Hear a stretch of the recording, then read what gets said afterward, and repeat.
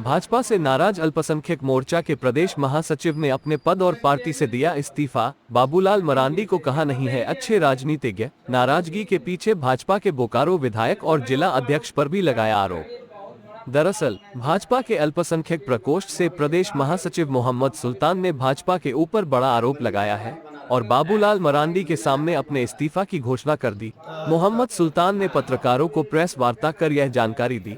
उन्होंने कहा कि विगत 28 तारीख को भाजपा के प्रदेश अध्यक्ष बाबूलाल मरांडी का चास में संकल्प यात्रा का कार्यक्रम था, जिसमें उनके स्वागत कार्यक्रम में मंच साझा करना था, मगर वे नहीं रुके, जिस कारण हमें अपने लोगों के बीच हमारे मान सम्मान को ठेस पहुंची। इसके लिए उन्होंने बोकारो विधायक बिरची नारायण और जिला अध्यक्ष से भी कहा, मगर मेरी बात को अनसुना करते हुए नजरअंदाज किया गया, जिस कारण मैं अपनी मान सम्मान और प्रतिष्ठा को बचाने के लिए अपने पद से और पार्टी से इस्तीफा दे दिया।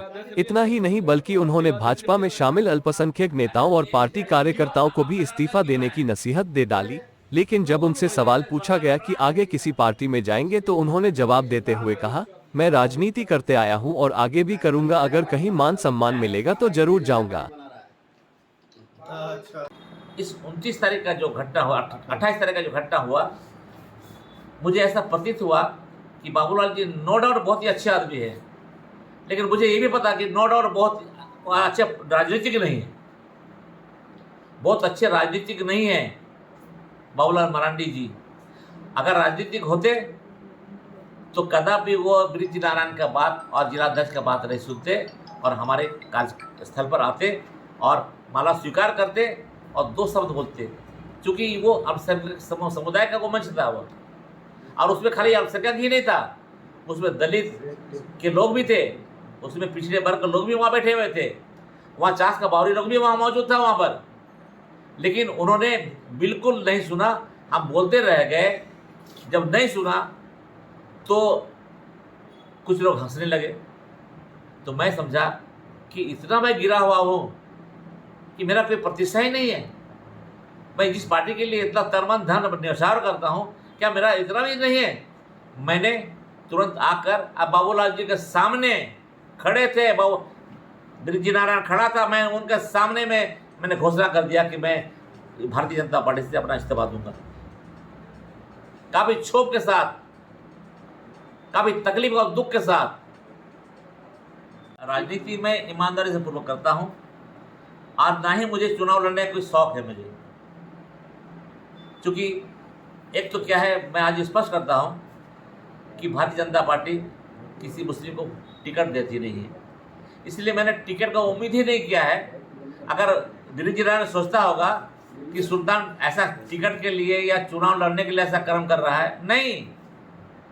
मैं अगर चंदा नहीं करता हूँ, अपना पैसा खर्च करता हूँ, इसका मतलब यह कि मैं अपने आप को प्रोजेक्ट करता हूँ।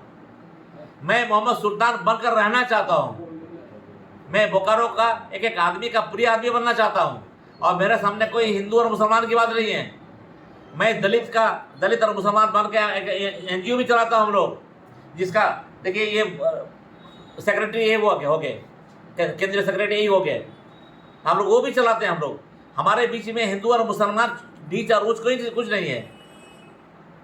आगे किस पार्टी में फिर जाने का विचार? अभी देखिए सुनिए, राजनीति करते आए हैं, निश्चित रूप से राजनीति करेंगे। अगर मान सम्मान इज्जत मिले तो जरूर जाऊंगा, और नहीं तो भगवान ने चाहा तो आगे देखा जाएगा। अभी कोई विचार नहीं, कोई विचार नहीं किया। दोबारा भाजपा में नहीं जाएंगे? भैया मैं क्षमा मांगता हूँ पत्रकार बंधु से, इतना यार अपने समाज के सामने मुझे जूता मार के चला गया, मैं क्या मुंह दिखलाऊंगा बताइए?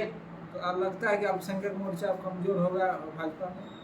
अल्पसंख्यक मोर्चा सुल्तान के हटे में अभी मैंने अपने पत्रकार बंधु से बात करवाया। चाईबासा जो प्रदेश का उपाध्यक्ष है, उसने भी कहा कि मैं भी इस्तीफा देने जा रहा हूँ। और मैं आपके चैनल के माध्यम से जितने भी हमारे अल्पसंख्यक समुदाय के लोग हैं जो भारतीय जनता पार्टी का कार्यकर्ता और नेता बनते हैं, मैं उन तमाम लोगों से कहना चाहता हूं कि अगर अपना प्रतिष्ठा, इज्जत, मान सम्मान अगर बचा के रखना चाहते हैं तो पार्टी से इस्तीफा दे दीजिए, नहीं तो इज्जत नहीं बचेगी।